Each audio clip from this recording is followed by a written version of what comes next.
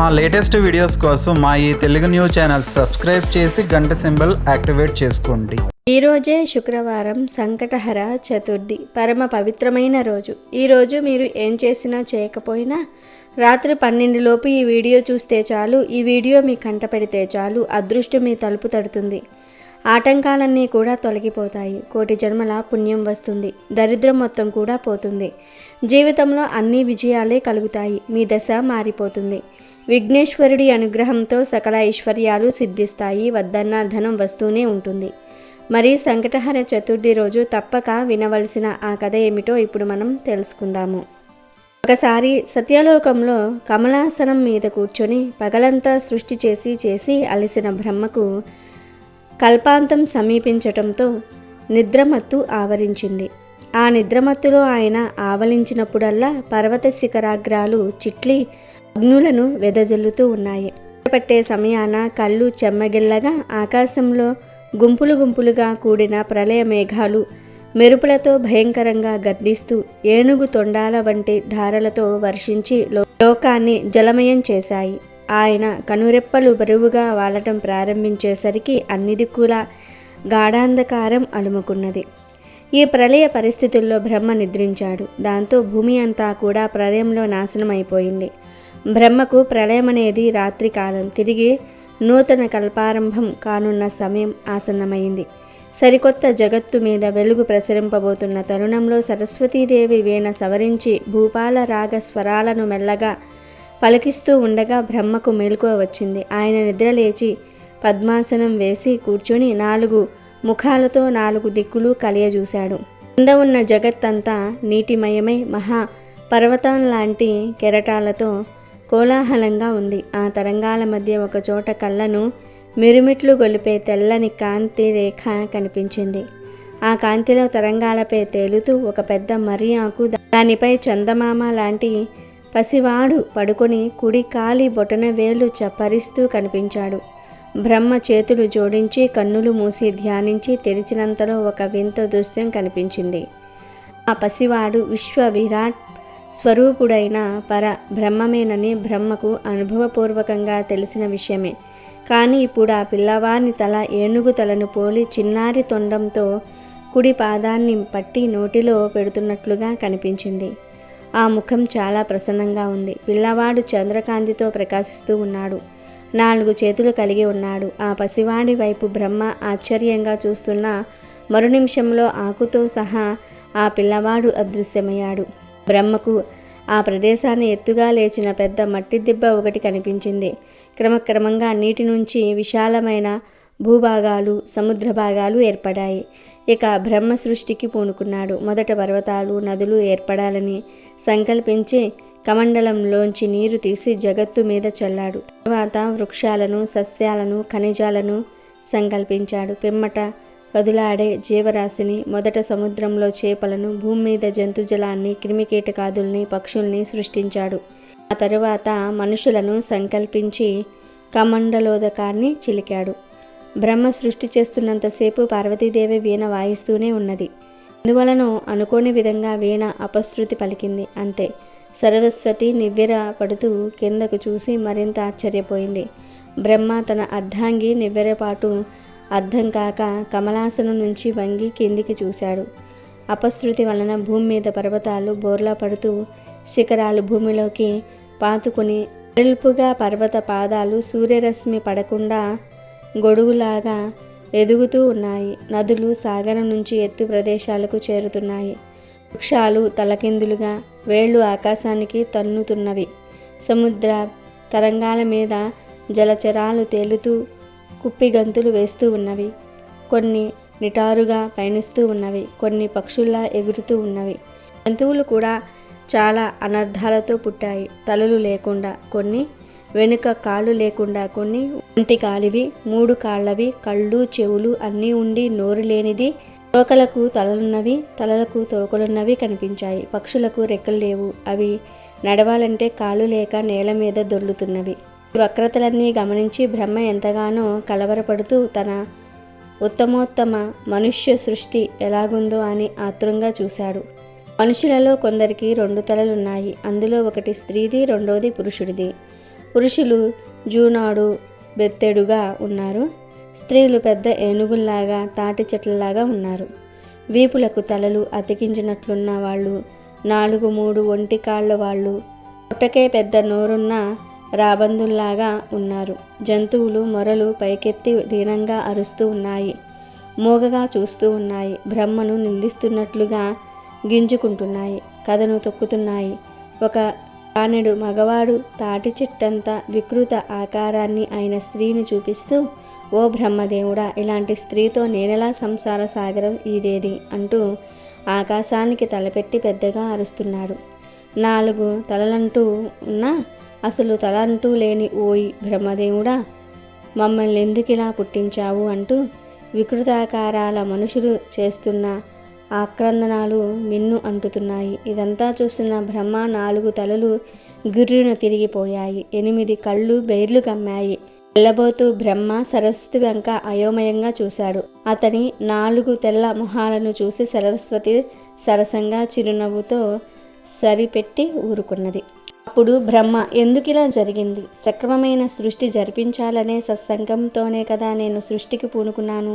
ఇలాగ ఎందుకు జరిగింది అని తనలో తాను అనుకుంటూ ఉండగా గట్టిగా తలలు పైకెత్తి అరిచాడు. అతని ప్రశ్న దశాదిశలా మారుమ్రోగింది. అయోమయంగా వెర్రి చూపులు చూస్తున్న బ్రహ్మకు పెద్ద వెలుగు కనిపించింది. ఆ వెలుగులో ఒక అద్భుతమూర్తి కనిపించాడు. ఆ మూర్తికి ఏనుగు తల ఉన్నది. 4 చేతులలో పాశము, అంకుశము, కలసము, పరశువు ధరించి ఉన్నాడు. పూర్ణ చంద్రుడి వలె ప్రకాశిస్తూ ఉన్నాడు. తెల్లని అతని ఉత్తరీయము ఆకాశమంతటా రెపరెపలాడుతూ ఎగురుతూ ఉన్నది. అప్పుడు సరస్వతి వీణ ఓంకార నాదం చేసింది. సరస్వతీదేవి వేళ్ళు వాటంతటా అవే వీణపై నాదనామ క్రియా రాగాన్ని పలికిస్తూ మాయా మాలవ గౌల రాగానికి మారుతూ హంసధ్వని రాగాన్ని అందుకున్నవి. గజాననుడై సాక్షాత్కరించిన ఆ దివ్యమూర్తి వట పత్రంపై నిలుచుని బ్రహ్మను అభయముద్రతో ఆశీర్వదించాడు. అతని చుట్టూరా శరత్కాల పూర్ణిమ నాటి వెన్నెల వంటి వెలుగు ఆవరించి ఉన్నది. అప్పుడు బ్రహ్మ తనకు తెలియకుండానే చేతులు జోడించి నమస్కరిస్తూ, మహానుభావ, అద్భుతమూర్తివైన నీవెవరో తెలుసుకోలేని అజ్ఞానిని అనుగ్రహించు అని అడిగాడు. అప్పుడు ఆ అద్భుతమూర్తి, నాయన బ్రహ్మదేవ, సంకల్పం వెనుకనే వికల్పం వెంటాడుతుంది. అదే విఘ్నం. విఘ్నాన్ని అరికట్టి సంకల్పాన్ని నెరవేర్చే నేను విఘ్నేశ్వరుడను. విఘ్నాలకు నాయకత్వం వహించే విఘ్నకల్పాన్ని నా గొడ్డలితో ఛేదించి ప్రతి కార్యాన్ని నిండు కలసంలాగా జయప్రదం చేసే వినాయకుణ్ణి. పంచభూతములు అనబడే పృథ్వీ, నీరు, అగ్ని, వాయువు, ఆకాశములనే భూతగణానికి అధిపతినైన గణపతిని. ఆహార ధాన్యాల్ని ఫలించే సస్యాలను నాశనం చేసే మదించిన ఏనుగుల వంటి విఘ్నాలను నా వాడిగల అంకుశంతో అదుపులో పెడుతూ వాటిని నా పాశము అనే బలమైన త్రాడితో కట్టి ఉంచే నన్ను విఘ్నేశ్వరుడు అని పిలువు అని గంభీర స్వరంతో విఘ్నేశ్వరుడు పలికినాడు. అప్పుడు బ్రహ్మ, దేవా విఘ్నేశ్వర, నా సృజన శక్తికి ఎందుకిలా ఘోరమైన విఘ్నం జరిగింది? ఇన్ని వంకరలు ఎందుకు ఏర్పడ్డాయి? ఉత్తమంగా సృష్టి జరిగే మార్గం వివరంగా చెప్పు అని అన్నాడు. అప్పుడు విఘ్నేశ్వరుడు, విఘ్నం గురించి నీకు తెలియాలనే ఇదంతా జరిగింది. మరి ఆకుపై బాల గణపతిగా కనిపించిన వటపత్ర గణపతినే నేను. అప్పుడు నా గురించి ఆలోచించలేకపోయావు. నా గురించి ఆలోచించటం అంటే విఘ్నం గురించి ముందు జాగ్రత్త పడే జ్ఞానాన్ని కలిగి ఉండటమే. ఆ జ్ఞాన స్వరూపుణ్ణే నేను. బ్రహ్మ మొదలుకొని బుద్ధిగల ప్రతి జీవి కార్యరంగానికి దిగే ముందు విఘ్నం రాకుండా జయప్రదం కావడానికి తగు జాగ్రత్తను జ్ఞానాన్ని కలిగి ఉండక తప్పదు. ఏనుగు అడుగు వేసే ముందు నేల గట్టితనాన్ని తెలుసుకొని మరీ నడుస్తుంది. ప్రాణులలో ఏనుగు బుద్ధిబలం దానిలాగే చాలా పెద్దది. ఏనుగంత విశేష మేధస్సును కలిగి ఉండాలనే సూచనగా నేను గజాననుడిగా ఉన్నాను. నీవు నిద్రిస్తున్న సమయంలో రాక్షసుడైన సోమకాసురుడిని 4 వేదాల్ని అపహరించి సముద్రం అడుగున దాచాడు. మహావిష్ణువు మత్స్యావతారం దాల్చి వాణ్ణి సంహరించి నీ వేదాల్ని భద్రంగా తెచ్చి వటపత్ర సాయునై ఉన్న నా దగ్గర ఉంచాడు. ఇవిగో వాటిని గ్రహించి సృష్టి నిర్వహించు అని చెప్పి విఘ్నేశ్వరుడు బ్రహ్మకు వేదాలను ఇచ్చాడు. బ్రహ్మ వాటిని అందుకొని పరమానందంతో విఘ్నేశ్వరుణ్ణి స్తుతిస్తూ, విఘ్నేశ్వర, నేను సృష్టి సంకల్పించే ముందు నిన్ను ధ్యానించి మనసారా నిన్ను పూజించి మరీ కార్యరంగానికి ఉపక్రమించే వరం అనుగ్రహించు. అవకతవకలుగా తయారైన సృష్టి ఉపసంహరించుకునేలాగా చెయ్యి అని కోరాడు. విఘ్నేశ్వరుడి ప్రభావం వల్ల అంతవరకు జరిగిన వంకర టింకరల సృష్టి అంతా క్షణంలో మటుమాయమైపోయింది. అప్పుడు విఘ్నేశ్వరుడు మళ్ళీ బ్రహ్మతో, ఓ బ్రహ్మదేవుడా, వక్రతను తుండములుగా ముక్కలు చేసే వాడిని గనుక నేను వక్రతుండు అనే పేరుకు సార్థకతంగా నా తొండాన్ని వక్రంగా ఉంచుతున్నాను.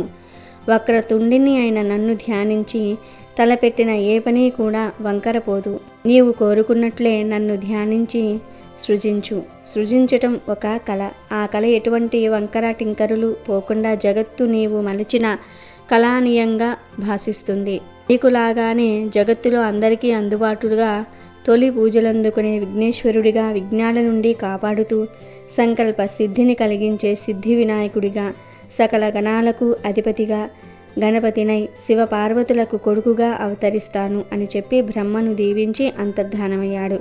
సరస్వతీదేవి బ్రహ్మకేసి చిరునవ్వు నవ్వి మళ్ళీ హిందోళ శ్రీరాగాలతో మంగళ స్వరాల్ని మహా ఆకాశం పులకరించేటట్లుగా వీణపై వినిపించింది.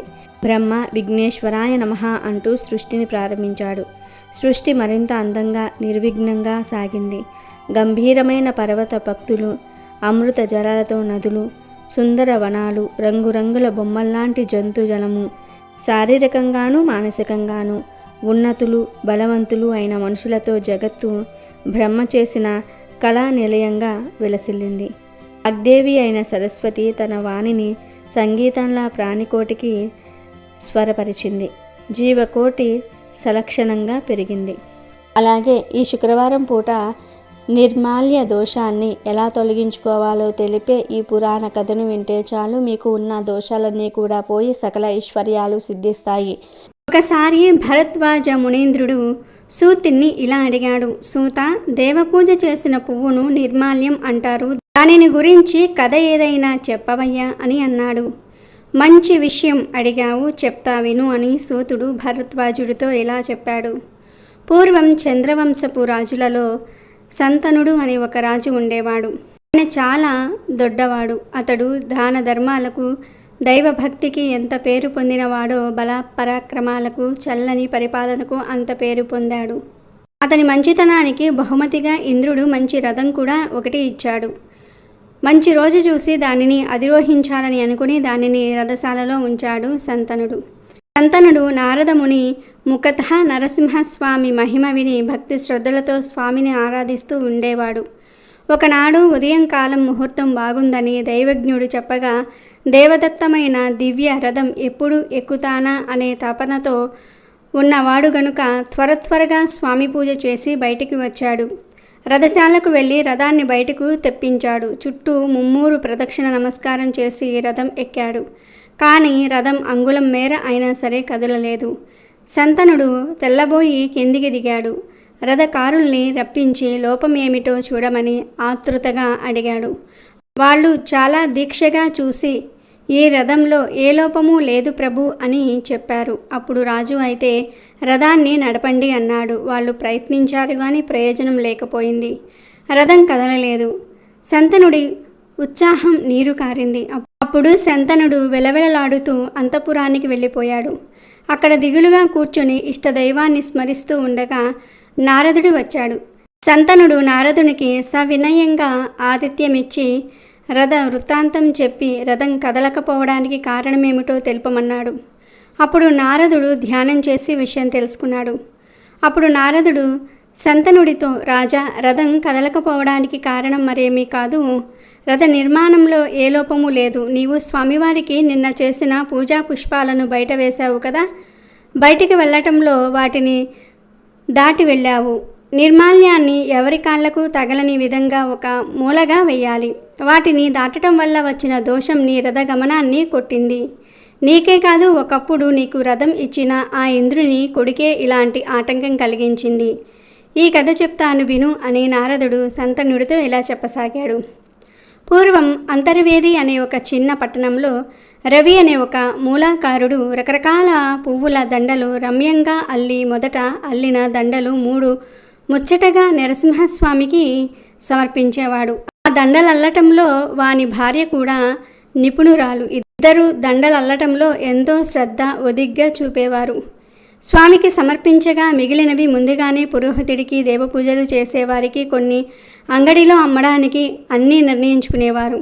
ఆ పుష్పమాలికల అమ్మకం వల్ల వచ్చే సొమ్ముతో కుటుంబ పోషణ జరుపుకునేవాడు.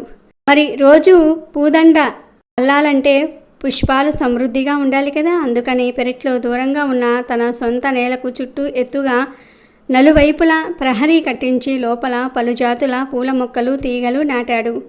ఆ చెట్ల దగ్గరికి వెళ్ళడానికి ఇంటిలో నుంచే ఒకే ఒక్క ద్వారం ఉంచాడు. ఆ పైనుంచి మనిషి కానీ పశువు కానీ లోపలికి రావడానికి ఆస్కారం లేదు. మల్లె, మొల్ల, మాలతి, జాజి, పొన్న, సురపొన్న, చేమంతి, గొజ్జంగి, సంపెంగ ఇలా ఎన్నెన్ని జాతులలో పూలు ఉంటాయో అన్ని పూలు కూడా ఆ తోటలో ఉన్నాయి. దానికి బృందావనం అని పేరు పెట్టాడు. సూర్యోదయం అయ్యేసరికి కొన్ని పూస్తాయి, కొన్ని సాయం సంధ్యా సమయాన పూస్తాయి. ఈ మొక్కలకు తీగలకు సమృద్ధిగా నీరు ఉండాలి గనుక పెద్ద నుయ్యి తీయించాడు. దానికి ఏతం ఎత్తించాడు. నలువైపులా లోతుగా కాలువలు కల్పించాడు. తాను ఏతాములో నీరు తోడుతూ ఉంటే వాని భార్య కాలువలు మారుస్తూ కొన్నిటికి చేతలతో నీళ్లు పోస్తూ ఉంటుంది. ఆ తోటలో షష్ఠీ గడియలు పువ్వుల పరిమళం పంచిపెడుతూ ఉంటుంది. చల్లగాలి వలన ఆ ప్రక్క నుంచి పోయేవారు పూల సువాసనకు రవిని ఎంతో మెచ్చుకుంటూ ఉండేవారు. అలా ఉండగా ఒక అమావాస్య నాటి రాత్రి కన్ను పొడుచుకున్నా కనిపించని కటిక చీకటి. తొలిజాము ముగిసేదాకా రవి బృందావన సంరక్షణంలోనే గడిపి ఇంట్లోకి వెళ్ళాడు. భార్య అరిటాకులు ఎదురెదురుగా వేసి ఆహార పదార్థాలు వడ్డించింది. ఇద్దరూ స్వామివారి కథలు చెప్పుకుంటూ భోజనాలు చేసి పడక గదికి పోయారు. తొలి కోడి కూసింది. రవి లేచాడు. దంతధావనం చేసి స్నానమయ్యిందనిపించుకొని నరసింహస్వామి వారికి మేల్కొల్పు పాడుతూ పువ్వుల బుట్టలు పట్టుకొని తోటలోనికి వెళ్ళాడు. పూల మొక్కలను స్వభావ విరుద్ధంగా కనిపించాయి. రవి దిగాలు పడి చూస్తూ నిల్చున్నారు. ఏ మొక్కకు ఏ తీగకు ఒక్క పువ్వైనా లేదు. ఏదో గారడీలాగా ఉందే. నిన్న సాయంకాలం మొగ్గలన్నీ నింపుగా ఉన్నాయి. ప్రతిదినము ఈ సమయానికి వస్తూ ఉన్నాను. బుట్టల నిండా పువ్వులేరుకొని వస్తున్నాను. బుట్ట పువ్వులు తీసుకుపోయేవాణ్ణి. ఇవాళ ఒక్క పువ్వైనా లేదే. ఎవరూ రావడానికి శక్యం కానంతగా నలువైపులా గోడ. ఇంట్లో నుంచి తప్ప తోటలో ప్రవేశించడానికి మరో ద్వారం లేదాయే. మరి పువ్వులు మాయమైపోవటం ఏమిటి? ఇదేదో ఇంద్రజాలం లాగున్నదే. ఈనాడు నా స్వామికి పూదండ సమర్పించలేని దౌర్భాగ్యునైనాను అని బాధపడ్డాడు. కళాకాంతి లేని ముఖంతో ఇంటిలోనికి పోయి భార్యతో చెప్పాడు. వింతగా ఉందని ఆమె వచ్చి చూసింది. ఆశ్చర్యం వెనుదిరిగి వచ్చి నోట మాట లేకుండా నరసింహస్వామి విగ్రహానికి సాష్టాంగ నమస్కారం చేసి లేచింది. ఈ తప్పు ఎవరిదో, స్వామివారే సెలవియ్యాలి అని ఒక్క మాట అన్నది. బాగా తెల్లవారిన తర్వాత రవి తోటలోనికి వెళ్ళి అక్కడక్కడ కోస మాస ఉన్న పువ్వులేరి తెచ్చి ఇంటనున్న నరసింహస్వామి విగ్రహాన్ని పూజించి ఏదో కొంత తృప్తి పడ్డాడు. ఆ రాత్రి స్వామిని ప్రార్థించి రవి పక్క మీద వాలాడు. కొంతసేపటికి నిద్ర పట్టింది. అర్ధరాత్రి అయి ఉంటుంది. కలలో స్వామి కనిపించి, విచారించకులే రవి, ఈనాడు నన్ను పూజించిన పువ్వులు తీసుకుని వెళ్ళి తోటకు ఆవల వేసిరా. పువ్వుల కోసం వచ్చిన ఆ ఇంద్రుడు కొడుకు దొంగాటకం కట్టిపోతుంది అని చెప్పి అదృశ్యుడమయ్యాడు స్వామి. రవి చప్పున లేచి భార్యను లేపి కళ గురించి చెప్పాడు. ఇంద్రుడు కొడుక ఈ పని చేశాడు అని ఆమె ఆశ్చర్యపడింది. రవి పూజాగృహంలోనికి వెళ్ళి నిర్మాల్యం తెచ్చి తోట గోడ పక్కన చల్లి వచ్చాడు. అంతలో దివ్యరథం గంటల చప్పుడు వచ్చింది. చంద్రబింబాల వంటి నెమ్మోముల అచ్చర పూబొట్లతో ఇంద్రుని కొడుకు వచ్చి గోడకు పక్కనే రథం దిగి లోపలికి దిగాడు. పువ్వులు కోసుకుని రథం ఎక్కబోయాడు. కానీ ఎక్కలేక కిందనే ఉండిపోయాడు. ఏమిటి వింత అని సారథిని అడిగాడు. అప్పుడు రథానికి ఆ వైపున ఉన్న సారథి పరికించి గోడ పక్కన చూసి, కుమారా, స్వామిని పూజించిన పువ్వులు కింద ఉన్నాయి. వాటిని చూడకుండా నువ్వు తొందరపడి దాటి రథం ఎక్కడానికి వచ్చావు. నిర్మాల్యాన్ని దాటినందువల్ల ఈ పని జరిగింది. ఆ దోషం పోవడానికి నువ్వు తిన్నగా కురుక్షేత్రానికి వెళ్ళు. అక్కడ మునులు యజ్ఞం చేస్తూ ఉన్నారు. ఆ యజ్ఞం చూడడానికి దేశ దేశాల నుంచి ఎందరో రాజన్యులు వచ్చి ఉన్నారు. వారు భోజనాలు చేసి విడిచిన ఎంగిలాకులు తీసి అవల పారవేస్తూ ఆ ప్రదేశమంతా నీళ్లతో శుద్ధి చేస్తూ ఉండు. అలాగా 12 ఏళ్ళు చేస్తే ఈ నిర్మాల్యాన్ని దాటినందువల్ల వచ్చిన పాపం పోతుంది. అంతే దీనికి పరిహారం. మేము అమరావతికి పోతున్నాం వెళ్ళు అని సారథి అప్సరసలను రథంపై ఎక్కించుకొని స్వర్గానికి వెళ్ళిపోయాడు. ఇంద్ర నందనుడు మారు మాట్లాడక కురుక్షేత్రానికి సామాన్య మానవుడిలాగా వెళ్ళి అక్కడ 12 ఏళ్ళు ఎంగిలాకులను తీసి పారవేస్తూ భోజనశాల శుద్ధి చేస్తూ కాలక్షేపం చేశాడు. తర్వాత పాప విముక్తుడై అమరావతికి పోయాడు. కనుక శంతన మహారాజా, ఈ మాల్యాన్ని ఏ దేవతలకు సంబంధించిన దాన్నైనా సరే దాటరాదు. వెళ్ళు. నువ్వు కూడా కురుక్షేత్రానికి వెళ్ళి అక్కడ యాత్రికులు భుజించి లేవగానే ఆ ఎంగిలి విస్తర్లు తీసి ఆవల పారేస్తూ ఆ ప్రదేశమంతా కూడా శుద్ధి చేస్తూ ఉండు. అలాగూ 12 సంవత్సరాలు చేస్తే పవిత్రుడవై తిరిగి వస్తావు. దేవదత్తమైన రథం ఎక్కటం అది నిరాటకంగా వెళ్ళటం అవుతుంది అని చెప్పి వెళ్ళిపోయాడు నారదుడు. తర్వాత శంతనుడు కురుక్షేత్రానికి వెళ్ళి నారదుడు చెప్పిన పని 12 ఏళ్ళు చేసి పాప విముక్తుడై తిరిగి వచ్చాడు. రథారోహణం రథగమనం నిరాటంకంగా జరిగి హాయిగా రాజ్యం చేశాడు. హిమాలయం లంఘన దోషం లాంటిది అని సూతుడు భరద్వాజుడికి చెప్పాడు. అనగనగా ఒక ఊళ్ళో ఒక రైతు ఉండేవాడు. అతను చాలా దయగలవాడు, భక్తిపరుడు. కానీ అతని భార్య మాత్రం లోకం తెలిసిన మనిషి. ఒక రోజున ఆ రైతు తన పొలంలో దున్నుతూ ఉండగా ఒక మట్టి కుండ దొరికింది. దానిని జాగ్రత్తగా పైకి తీసి తెరచి చూస్తే ఏముంది, దాని నిండా బంగారు నాణాలు. అవి తనవేనా కాదా అని. కానీ ఆ ఆలోచన ఎంతకీ తెగేటట్టు లేదు అనుకుని అతను దానిని అలాగే మూసిపెట్టి క్రింద పెట్టేసి తన పని తాను చూసుకుంటూ పోయాడు. సాయంత్రం చీకటి పడేసరికి అతను బంగారు నాణాల కుండ సంగతి పూర్తిగా మర్చిపోయాడు. మెల్లగా నడిచి ఇల్లు చేరుకున్నాడు. ఆ రాత్రి స్నానం చేసి అన్నం తింటూ ఉండగా గుర్తుకు వచ్చింది ఆ కుండ సంగతి. వెంటనే భార్యకు చెప్పాడు. ఆమె, అయ్యో మీరు ఎంత పిచ్చివారండి, దానిని తీసుకొచ్చి ఉండాల్సింది. అదృష్టం ఎప్పుడు 2 సార్లు తలుపు తట్టదట. రేపు మీరు వెళ్ళేంత వరకు ఆ బంగారు నాణాల కుండ మీకోసం చెట్టు క్రింద ఎందుకు వేచి ఉంటుంది? ఇప్పుడైనా పొండి, పోయి ఆ కుండను తీసుకురండి అని రాగం మొదలుపెట్టింది. కానీ అప్పటికే రైతు బాగా అలసిపోయి ఉన్నాడు. అదీ కాక వాళ్ళ పొలం ఇంటి నుంచి బాగా దూరంలో ఉన్నది. వాన కూడా పడేటట్లున్నది. అందుకని అతను దేవుడి మీదే భారం వెయ్య నిశ్చయించుకున్నాడు.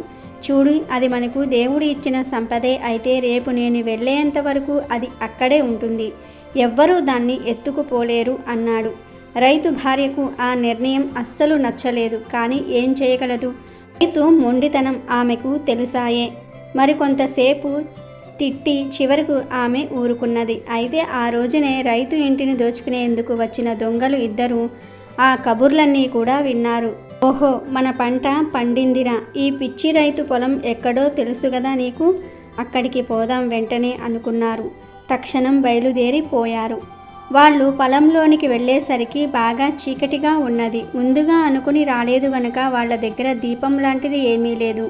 అయినా ఆ చీకట్లో కూడా వాళ్ళు తడుముకుంటూ పోయి చెట్టు క్రింద ఉన్న కుండను కనుక్కున్నారు.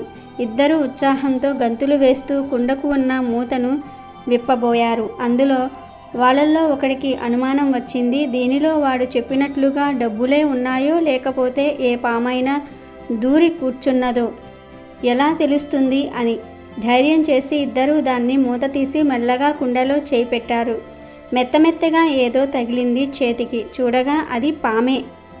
దొంగలిద్దరికీ పై ప్రాణాలు పైనే పోయినట్లయింది. వెంటనే కుండను అక్కడ వదిలి దూరంగా పారిపోయారు. అంతలోనే వాళ్ళల్లో ఒకడికి మరో ఆలోచన తట్టింది. రేపు ప్రొద్దున్నే ఆ రైతు వచ్చి దీనిని తెరుస్తాడు గదా, అందులోనే కూర్చున్న పాము వాడిని కాటువేసి చంపేస్తుంది. ఆ తర్వాత మనం వాడి ఇంట్లో దొంగతనం చేయవచ్చు అనుకున్నారు. ప్రొద్దున్నే రైతు పొలానికి వెళ్ళాక చూస్తే బంగారం ఉన్న కుండ అక్కడే ఉంది, చెట్టు క్రిందే ఉంది. దానిపైన మూత మాత్రం కొంచెం ప్రక్కకు జరిగినట్లుగా ఉంది. రైతు పెద్దగా ఏమీ ఆలోచించకుండా దాని మూతను సరిచేసి కట్టిపెట్టాడు. సాయంత్రం ఇంటికి వెళ్ళేటప్పుడు తీసుకువెళ్ళవచ్చులే అని దాన్ని అక్కడే పెట్టి పొలం పనిలో మునిగిపోయాడు. సాయంత్రం చీకటి పడుతూ ఉండగా ఇల్లు చేరుకున్నాడు. అలవాటు ప్రకారం మళ్ళీ కుండ సంగతి మర్చిపోయాడు. ఇంట్లో భార్య కుండ కోసం ఆత్రంగా ఎదురుచూస్తూ ఉన్నది. ఇంటికి వెళ్ళాక భర్త కుండను తీసుకురాలేదని ఆమె పెద్ద గొడవే చేసింది. రైతు చనిపోయి ఉంటాడులే అని దొంగతనానికి వచ్చిన దొంగలిద్దరికీ రైతు బ్రతికే ఉన్నాడని తెలియటంతో చాలా నిరాశ కలిగింది. వాళ్ళు ఇప్పుడేం చేద్దాం అని ఆలోచిస్తూ ఉండగానే రైతు భార్యతో ఇలా అన్నాడు, చూడు, ఎక్కువ గొడవ చెయ్యకు. జరిగిందేదో జరిగింది. ఆ సొమ్ము మనకు దేవుడిచ్చిందే. అయితే అది మన ఇంటి దగ్గరకే వస్తుంది. మనది కాని సొమ్ము మనం ఎంత ఆశపడ్డా మనకు దక్కదు అని అన్నాడు.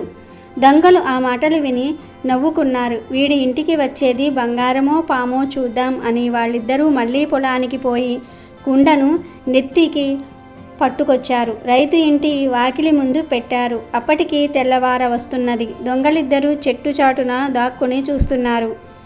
ఎప్పుడు రైతు లేచి బయటకు వస్తాడా, ఎప్పుడు కుండను చూసి మురిసిపోతాడా, మూత తెరిచి పాము కాటుకి గురవుతాడా అని. అంతలోనే రైతు లేచి వాకిలి తెరిచాడు. ఎదురుగుండా కుండ మూత తీసి చూస్తే కుండలో నిండుగా బంగారు నాణాలు ఉన్నాయి. మన సొమ్ము మన ఇంటికి నడిచి రావటం అంటే మరి ఇంత ఇదిగానా అని ఆశ్చర్యపోయింది రైతు భార్య. ఇద్దరూ కలిసి ఆ సొమ్మును బ్యాంకులో దాచుకునేందుకు బయలుదేరారు. దొంగలిద్దరూ ఇది చూసి, ఇలా ఎలా జరుగుతుంది? మనం చూసినప్పుడు కుండలో పాము ఉంది కదా, నిజంగానే ఈ బంగారు నాణేలను దేవుడు పంపించాడేమో అని ముక్కున వేలేసుకున్నారు. నిజంగానే మనకు రాసిపెట్టి ఉన్న సొమ్ము మన దగ్గరకు నడుచుకుంటూ వస్తుందా అని వాళ్లకొక అనుమానం కూడా పట్టుకున్నది. రోజు గణేష పురాణంలోని సంకటహర చతుర్థి మహత్యాన్ని తెలిపే ఈ కథను వింటే చాలు, సకల సంపదలు కలుగుతాయి, ఆటంకాలు పోతాయి. ఒకసారి వశిష్ఠ మహర్షిని చూసి సూరసేన మహారాజు మహాత్మా సంకటహర చతుర్థి వ్రత మహత్యం చెప్పమని కోరాడు. అప్పుడు వశిష్ఠ మహర్షి ఇలా చెప్పసాగాడు. రాజా, పూర్వం కృతవీర్యుడు అనే రాజు ఉండేవాడు. అతను పరమ ధర్మాత్ముడు, దానశీలుడు, బ్రాహ్మణుల పట్ల దేవతల పట్ల భక్తి కలిగి ఉండేవాడు. ఎంతో పుణ్యాత్ముడు. అయినప్పటికీ అతనికి ఎంతకాలానికి సంతాన భాగ్యం కలగలేదు. అప్పుడు అతను తన రాజ్యాన్ని మంత్రులకు అప్పగించి అడవులకు పోయి కేవలం గాలిని మాత్రమే సేవిస్తూ సంతానం కోసం కఠోరమైన తపస్సు చేయసాగాడు. ఎంత ఘోర తపస్సు చేసినా కూడా ఆ పరమేశ్వరుడు అనుగ్రహించలేదు. దీనికి కారణం అతని పూర్వజన్మలో పాపం బలంగా ఉండటమే. పూర్వజన్మలో కృతవీర్యుడు ఒక ప్రజాతివాడు. ఎంత దుర్మార్గుడంటే అతని ముఖం ఎవరైనా చూస్తే వారి సమస్త పుణ్యాలు హరించుకుపోయేవి. అతను ఒక సందర్భంలో 12 మంది అమాయక బ్రాహ్మణులను హత్య చేశాడు. ఆ బ్రహ్మహత్యా దోషమే అతనిని తరువాత జన్మలో అంటే కృతవీరుడిగా పుట్టినాక కూడా వేధిస్తుంది. కఠినాత్ముడిగా జన్మించిన ఆ జన్మలో అతడికి తెలియకుండానే సంకటహర చతుర్థి రోజు చంద్రోదయం సమయంలో గణపతిని స్మరించటం, మళ్ళీ అదే జన్మలో సంకటహర చతుర్థి రోజు చంద్రోదయ సమయంలో మరణించటం వలన కృతవీరుడిగా రాజుగా జన్మించాడు. అనుకోకుండా అతనికి తెలియకుండానే ఆ జన్మలో గణపతిని ఎలా స్మరించాడో తెలుసా? ఒక సంకటహర చతుర్థి రోజు చంద్రోదయ సమయంలో ఈ కఠినాత్ముడికి ఎక్కడా లభించని ఆహార పదార్థాలు లభించాయి. అతని కుమారుడి పేరు గణపతి. ఆ తిండి పదార్థాలను తన కుమారుడితో కలిసి భుజించటం కోసం సంకటహర చతుర్థి రోజు చంద్రోదయ కాలంలో గణపతి త్వరగా రా అంటూ కొడుకును అనేకసార్లు పిలుస్తారు. ఆ రోజు గణపతికి ఎంతో ప్రీతిపాత్రమైన రోజు. ఆ రోజు ఏ ఉద్దేశంతో అయినా ఎవరైనా సరే గణపతిని ఒక్కసారి స్మరిస్తే చాలు, అతను ఎంత కఠినాత్ముడైనా సరే విశేష పుణ్యం లభిస్తుంది. ఆ విధంగా ఈ కఠినాత్ముడు గణపతి నామాన్ని స్మరించగానే అతనికి కూడా అనంతమైన పుణ్యం లభించింది. తర్వాత కొంతకాలానికి మళ్ళీ అదే సంకటహర చతుర్థి రోజు చంద్రోదయ సమయాన అతనికి మరణం సంభవించింది. పరమ పవిత్రమైన ఆ రోజు మరణించటం వలన అతడు శ్రీ మహాగణపతి లోకాన్ని పొందాడు. ఆ పుణ్య విశేషం వలన మరుజన్మలో కృతవీరుడనే రాజుగా జన్మించాడు. కానీ పూర్వజన్మలో 12 మంది బ్రాహ్మణులను అకారణంగా చంపిన పాపం వలన అతనికి మరుజన్మలో ఎంత కఠోర తపస్సు చేసినా సంతాన భాగ్యం మాత్రం కలుగలేదు. అయితే కృతవీరుడు గనుక 1 సంవత్సరం పాటు నియమపూర్వకంగా సంకటహర చతుర్థి వ్రతాన్ని ఆచరిస్తే తప్పక సంతాన భాగ్యం కలుగుతుందని బ్రహ్మదేవుడు కృతవీరుడి తండ్రికి తెలియజేస్తాడు. సంకటహర చతుర్థి రోజున ఎవరైతే గణపతిని చంద్రోదయ సమయంలో పూజిస్తారో వారి సమస్త సంకటాలు నాశనమైపోతాయి. బిడ్డలు లేని వారికి చక్కటి సంతానం కలుగుతుంది. సమస్త మనో అభిష్టాలు నెరవేరుతాయి. కళ్ళు లేని వారికి కళ్ళు, మూగవాళ్లకు నోరు, కాళ్ళు లేని వారికి కాళ్ళు తిరిగి వస్తాయి. రాజ్యం పోయిన వారికి రాజ్యం తిరిగి వస్తుంది అని బ్రహ్మ కృతవీరుడి తండ్రికి చెప్తాడు. ఆయన వచ్చి చెప్పగా కృతవీరుడు సంకటహర చతుర్థి వ్రతాన్ని ఆచరించి మహాబల పరాక్రమవంతుడైనటువంటి కార్తవీర్యార్జునుడు జన్మించాడు. అంతేకాదు కార్తవీర్యార్జునుడు సంకటహర చతుర్థి వ్రతాన్ని చేసి సహస్ర బాహువులను పొందాడు. మేరు పర్వతమంతా దేహాన్ని పొందాడు. ఈ భూమండలానికి అత్యంత బల సంపన్నుడిగా ఎదిగాడని వశిష్ఠ మహర్షి సూరసేన మహారాజుకు సంకటహర చతుర్థి మహత్యాన్ని వివరించాడు. ఒకానొక నాడు ఇంద్రుడు తన విమానంలో భృగుడి అనే ఒక వినాయకుడికి గొప్ప భక్తుడు అయిన ఋషి దగ్గర నుంచి ఇంద్రలోకానికి తిరిగి వెళ్తూ ఉండగా శర్సేన అనే రాజు రాజ్యం దాటే సమయంలో అనేక పాపములు చేసిన ఒక వ్యక్తి ఆకాశంలో పయనించే ఆ విమానం వైపు దృష్టి సాగించారు. అతడు దృష్టి సోకగానే ఆ విమానం చటుక్కున భూమిపై అర్ధాంతరంగా ఆగిపోవటం జరిగింది. ఆ ఇంద్ర విమానం అద్భుతమైన వెలుక్కి ఆశ్చర్యచకితుడైన ఆ దేశపు రాజు సురసేనుడు గబగబా బయటకు వచ్చి ఆ అద్భుతాన్ని ఆశ్చర్యం చెందుతూ ఆలకించసాగాడు. ఇక్కడ ఇంద్రుని చూసి ఎంతో సంతోషానికి లోనైన మహారాజు ఆనందంతో నమస్కరించారు. ఇంద్రునితో అక్కడ విమానం ఎందుకు ఆపినాడో కారణం అడిగాడు. అప్పుడు ఇంద్రుడు, ఓ రాజా, మీ రాజ్యంలో పాపాలు అధికంగా చేసిన ఒక వ్యక్తి ఎవరిదో దృష్టి సోకి విమానం మార్గమధ్యంలో అంతరార్థంగా ఆగింది అని చెప్పాడు. అప్పుడు ఆ రాజు, అయ్యా, మరి మళ్ళీ ఆగిపోయిన ఈ విమానం ఎలా బయలుదేరుతుంది అని అడిగాడు వినయంగా. అప్పుడు ఇంద్రుడు, ఇవాళ పంచమి, నిన్న చతుర్థది. నిన్నటి రోజున ఎవరైతే ఉపవాసం చేశారో వారి పుణ్యఫలాన్ని నాకిస్తే నా విమానం తిరిగి బయలుదేరుతుంది అని చెప్పాడు. సైనికులంతా కలిసి రాజ్యమంతా కూడా తిరిగారు. అన్వేషిస్తూ ఒక్కరైనా సరే నిన్నటి రోజున ఉపవాసం చేసిన వారు కనబడతారా అని. కానీ దురదృష్టవశాత్తు అలా ఎవ్వరూ నిన్నటి రోజున ఉపవాసం చేసిన వారు దొరకలేదు. అదే సమయంలో కొందరు సైనికుల దృష్టిలో ఒక గణేష దూత వచ్చి మరణించిన స్త్రీ మృతదేహాన్ని తీసుకువెళ్ళటం కనపడింది. సైనికులు వెంటనే ఎంతో పాపాత్మురాయిలైన ఈ స్త్రీని ఎందుకు గణేష లోకానికి తీసుకువెళ్తున్నారని ప్రశ్నించారు.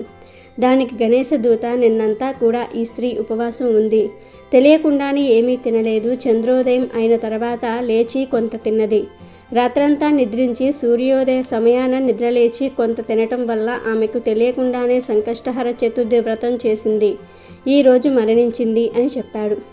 అంతేకాక ఎవరైనా తమ జీవితాలలో ఒక్కసారైనా సరే ఈ వ్రతం చేస్తే వారు గణేష లోకానికి కానీ స్వనంద లోకానికి కానీ చేరుకోవటం మరణం అనంతరం తథ్యం అని చెప్పాడు. గణేష్ను దూతని అప్పుడు సైనికులు ఎంతో బ్రతిమలాడారు ఆ స్త్రీ మృతదేహాన్ని తమకిమ్మని. అలా చేస్తే విమానం తిరిగి బయలుదేరుతుందని ఎంతో చెప్పారు. ఆమె పుణ్యఫలాన్ని వారికివ్వడానికి గణేషుని దూత అంగీకరించలే లేదు. ఆమె దేహం మించి వీచిన గాలి ఆ విమానం ఆగిపోయిన చోట చేరి విస్ఫోటనం కలిగించింది. మృతదేహం పుణ్యఫలం పొందినది కావటం వలన ఆ దేహాన్ని తాకిన గాలి సైతం పుణ్యం పొందింది. దాని వలన ఇంద్రుని విమానం బయలుదేరింది. ఈ కథ సంకష్టహర చవితి ప్రాముఖ్యత, ఆధ్యాత్మిక విలువలతో పాటు సంకష్ట చవితి ఉపవాసం మొదలైన విషయాలు తెలుపుతున్నది. వినాయకుడిని భక్తులందరినీ దృష్టిలోనూ ఈ వ్రతం చేయటం వలన చాలా పుణ్యం పొందుతారని భావన. ఈ వ్రత మహత్యం వలన ఈ వ్రతం ఆచరించిన వారు ఎవరైనా గణేశుణ్ణి లోకానికి లేదా స్వనంద లోకానికి చేరుతారని, అక్కడ భగవంతుని ఆశీస్సుల వల్ల ఎంతో ఆనందాన్ని అనుభవిస్తారని అంటూ ఉంటారు. సంకటహర చతుర్థి గురించి శ్రీకృష్ణుడు ధర్మరాజుకు వివరించినట్లుగా పురాణ కథనం. సంకష్ట చతుర్థి రోజున వ్రతాన్ని ఆచరించిన వారికి జీవితంలో ఎదురయ్యే కష్టాల నుండి ఉపశమనం లభిస్తుంది.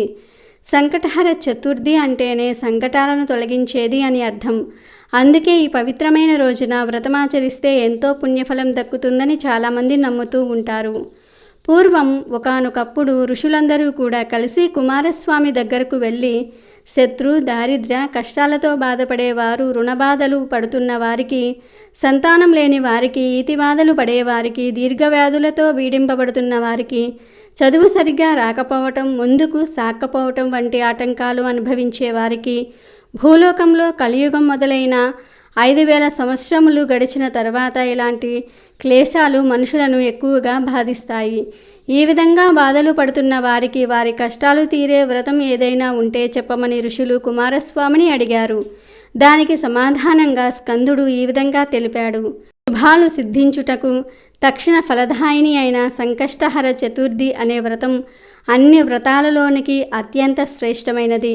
పాండవులు అరణ్యవాసము, అజ్ఞాతవాసం వంటి మహా కష్టాలను ఎదుర్కొంటున్న సమయంలో రాజ్య లాభం, పూర్వ వైభవం పొందడానికి శ్రీకృష్ణుడు సూచన మేరకు ఈ వ్రతాన్ని ధర్మరాజు ఆచరించాడు. శ్రీకృష్ణుడు ధర్మరాజుకు ఈ వ్రతం యొక్క మహత్యాన్ని వివరిస్తూ, ఇది గణపతి స్వయంగా పార్వతీదేవికి చెప్పినట్లుగా ఆ వ్రతాన్ని తాను ఉపదేశిస్తున్నట్లుగా చెప్పాడు అని కుమారస్వామి ఋషులకు చెప్పాడు. పార్వతీదేవి కూడా సంకటహర చతుర్థి వ్రతం చేసే శివుణ్ణి భర్తగా పొందింది అని పురాణాలు చెప్తూ ఉన్నాయి. అంతేకాదు అగస్త్య మహర్షి సప్త సముద్రాలను ఆపోషణం పట్టడానికి గల శక్తిని ఇచ్చింది ఈ వ్రతమే. ధర్మరాజు ఈ వ్రతాన్ని ఆచరించి యుద్ధంలో శత్రువులను సంహరించి రాజ్యాన్ని పొందాడు. అహల్యాదేవి తన శాపాన్ని తొలగించుకున్నాక ఈ వ్రతాన్ని ఆచరించి తన భర్త గౌతమ మహర్షిని చేరింది. ఆంజనేయుడు లంకానగరంలో సీతాదేవిని వెతుకుతూ ఈ వ్రతం చేస్తానని మొక్కుకోగా అశోకవనంలో సీతాదేవిని చూడగలిగాడు. ఈరోజు వ్రతం చేసినా చేయకపోయినా గణపతిని పూజించిన వారి ధర్మార్థ కామ మోక్షాదులు తప్పక నెరవేరుతాయి. అనగనగా ఒక ఊళ్ళో భూపతి అనే వ్యాపారి ఉండేవాడు. ఆయన చాలా ధనవంతుడు. బంగారు వ్యాపారం చేసేవాడు. ఎంతో కూడబెట్టాడు. కానీ అతనికి బంగారం అంటే విపరీతమైన మోజు ఉండేది. భూపతికి ఒక చిన్నారి ముద్దుల పాప ఉండేది. ఆయనకు తన కూతురు అంటే చాలా ఇష్టం. ఒక రోజున తన ఇష్టదైవమైన గణపతిని ప్రార్థిస్తూ ఉండగా అకస్మాత్తుగా ఆ విఘ్నేశ్వరుడు ప్రత్యక్షమయ్యాడు. భూపతి, నీ భక్తి నాకు నచ్చింది. నీకు ఒక వరం ఇద్దామనిపిస్తున్నది. ఏం వరం కావాలో కోరుకో అన్నాడు విఘ్నేశ్వరుడు. భూపతి సంతోషంతో పులకరించిపోయాడు. ఏం వరం అడిగినా ఇస్తారు కదా స్వామి అని అడిగాడు. ముందస్తుగా వరాన్ని బట్టి ఉంటుంది, కోరుకో ముందు అన్నాడు గణపతి. అయితే నేను పట్టిందల్లా బంగారం కావాలి దేవుడా అని కోరుకున్నాడు భూపతి. సరే, నువ్వు కోరిన వరం ఇచ్చేస్తున్నాను, మరి జాగ్రత్తగా ఉపయోగించుకో అని చెప్పి గణపతి మాయమైపోయాడు. భూపతికి చాలా సంతోషం వేసింది. ప్రయత్నించి చూద్దామని చెప్పి ఒక గాజు బొమ్మను పట్టుకున్నాడు. తక్షణం ఆ గాజు బొమ్మ బంగారు బొమ్మగా మారిపోయింది. మంచాలన్నీ కుర్చీలన్నీ ముట్టుకున్నాడు.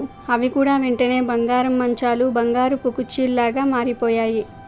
భూపతికి మహదానందమయ్యింది. తన ఇంట్లోని ఒక్కొక్క వస్తువును గుర్తు చేసుకొని వెళ్ళి వాటిని ముట్టుకున్నాడు. అవన్నీ బంగారం అయిపోయాయి. అప్పటికి ఇక మధ్యాహ్నమైంది. భూపతికి ఆకలయ్యింది. భోజనం చేద్దామని వంటగదిలోనికి వెళ్ళి ప్లేట్లను ముట్టుకున్నాడు. వెంటనే ఆ ప్లేటు కాస్త బంగారం అయిపోయింది. భూపతి సంతోషంగా నవ్వుకుంటూ అన్నం గిన్నెను పట్టుకొని చూశాడు. అది బంగారం అయిపోయింది. సర్లే, ఇప్పటికీ ఈ ఆట చాలు, ఆకలి బాగా వేసేస్తుంది. అన్నం తిందామని అన్నం పెట్టుకుని తినబోయాడు. ముద్ద నోటిని చేరేలోగా బంగారు ముద్ద అయిపోయింది. బంగారాన్ని ఎవరైనా ఎట్లా తింటారు? భూపతి అప్పుడు కొంచెం కంగారు పడ్డాడు. పోనీలే, కనీసం మంచినీళ్ళైనా తాగుదాం అని గ్లాసును చేతిలోనికి తీసుకున్నాడు. నీళ్లు పెదాలను తాకాయో లేదో బంగారం అయిపోయాయి. భూపతికి ఏం చేయాలో తోచలేదు. ఒకవైపున ఆనందం, మరోవైపు బాధ. ఇందులో ఏదో కిటుకు ఉంటుంది. నిదానంగా ఆలోచించి చూస్తే తెలుస్తుంది అనుకున్నాడు. ఇంతలోనే భూపతి కూతురు బడి నుంచి వచ్చింది. భూపతిని చూడగానే ఆ పాప నాన్న అని అరుచుకుంటూ దగ్గరకు వచ్చింది. భూపతి ఒక్క క్షణం పాటు తన బాధను మర్చిపోయి ఆ పాపను హత్తుకుని ముద్దు పెట్టబోయాడు. అంతే, ఆ పాప కూడా బంగారు బొమ్మ అయిపోయింది. ఎంత పిలిచినా పలకదు, ఉలకదు. భూపతికి పిచ్చెక్కినట్లయింది. పాపా పాపా అని విపరీతంగా ఏడ్చాడు. ఈ దరిద్రపు వరం నాకొద్దు, నా పాప ఉంటే నాకు చాలు. దేవుడా, ఈ వరం వెనక్కు తీసుకో ప్లీజ్, రా ఒక్కసారి, నాకు ఈ బంగారం అవసరం లేదు అని ఏడ్చాడు. ఆ ఏడుపు చూసి విఘ్నేశ్వరుడికి కూడా జాలి వేసింది. వెంటనే మళ్ళీ ప్రత్యక్షమయ్యాడు.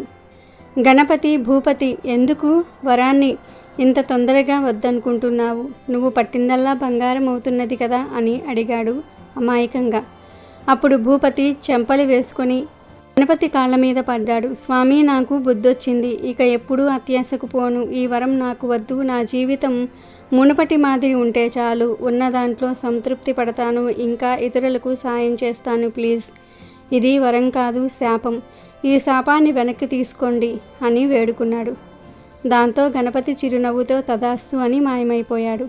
భూపతి చెయ్యి తగిలి బంగారం అయిపోయినవన్నీ కూడా వెంటనే మళ్ళీ మామూలుగా అయిపోయాయి. బంగారు బొమ్మగా మారిన బిడ్డ కూడా మామూలుగా అయిపోయి కిలకిలలాడింది. భూపతి సంతోషంతో ఆ పాపను ఎత్తుకుని ముద్దాడి తృప్తిగా కళ్ళ నీళ్లు తుడుచుకున్నాడు. కాబట్టి ఈరోజు రాత్రి 12 లోపు ఈ కథలు వింటే చాలు.